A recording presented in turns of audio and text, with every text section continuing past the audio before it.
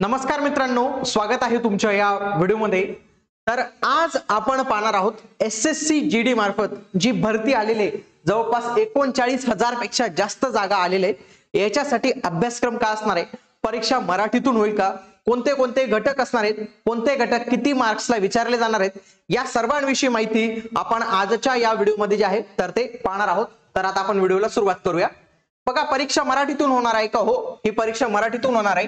तसेच 13 इतर जे स्थानिक भाषा आहेत त्यांच्यामध्ये देखील होणार आहे आणि त्याच्यामध्ये आपली मराठीचा पण समावेश आहे। म्हणजे होय, ही परीक्षा जी आहे तर ती मराठीमध्ये होणार आहे। म्हणजे महाराष्ट्राच्या मुलांसाठी खूप चांगली अशी बातमी आहे। पुढे परीक्षेचा पॅटर्न कसा असणार आहे?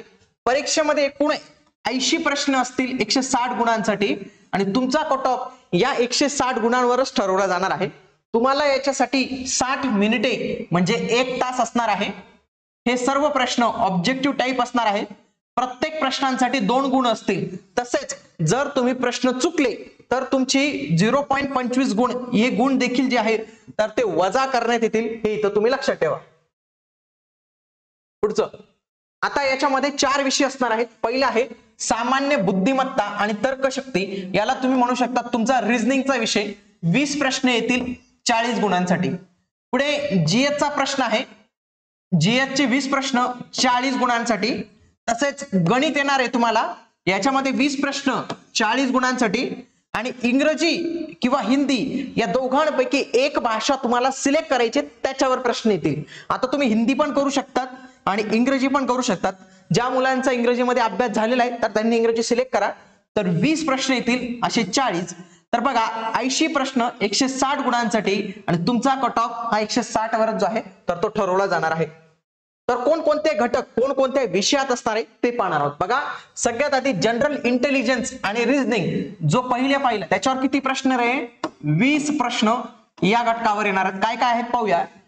नंबर सिरीज जे आपण ऑलरेडी पाहतो, रिलेशनशिप कन्सेप्ट म्हणजे नातेसंबंध येतात, similarities and differences, spatial visualization, arithmetical reasoning, figures classification म्हणजे काय, आकृती वगैरे येणार आहे इथं।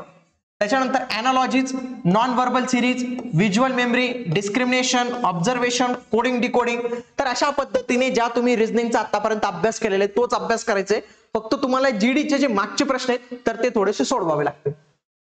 पुढचा आहे आपला जीएस मध्ये काय येणार आहे? क्रीडाविषयी, इतिहास, कला संस्कृती, भूगोल, अर्थव्यवस्था, सामान्य पॉलिसी, त्याच्यानंतर भारताचे संविधान आणि वैज्ञानिक संशोधन, या सर्वांवर जे आहे तर ते प्रश्न आपल्याला इथं येणार आहेत।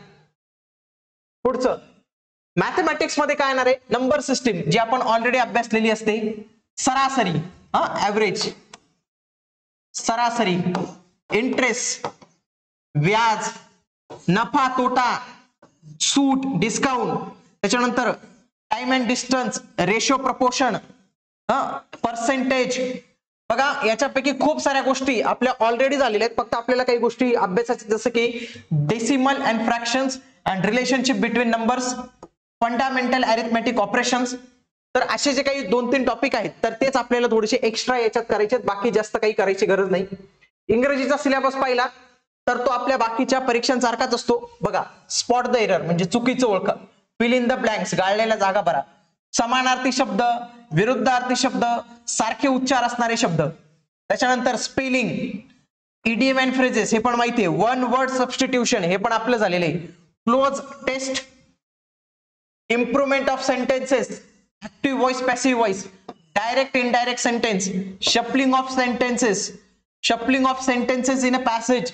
म्हणजे अशा पद्धतीचे जे ऑलरेडी आपण इतर सरळ सेवा परीक्षांमध्ये अभ्यासलेले असतात तेच घटक आपल्याला इथं पाहायला मिळतील। तर अशा पद्धतीने आपण एसएससी जीडी मध्ये अभ्यासक्रम काय असणार आहे याच्याविषयी माहिती घेतली। तुम्ही देखील महाराष्ट्र पोलीस भरतीची तयारी करत असाल तर त्याच्यासाठी आपण जे आहे तर ते बॅच लॉन्च केलेले।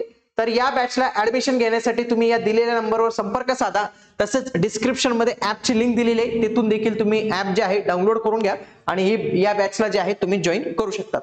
आता आपण भेटूया पुढील व्हिडिओमध्ये, तोपर्यंत जय हिंद, जय महाराष्ट्र, धन्यवाद।